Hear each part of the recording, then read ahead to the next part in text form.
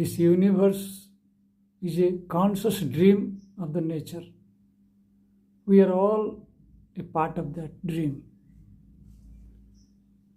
But we are not enough conscious to dream about that. Our dream is unconscious dream. We are dreaming unconsciously. That is why we are not aware of the self.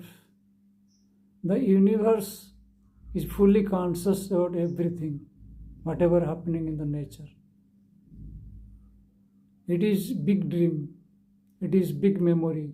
It is cosmic memory. Anything you may say.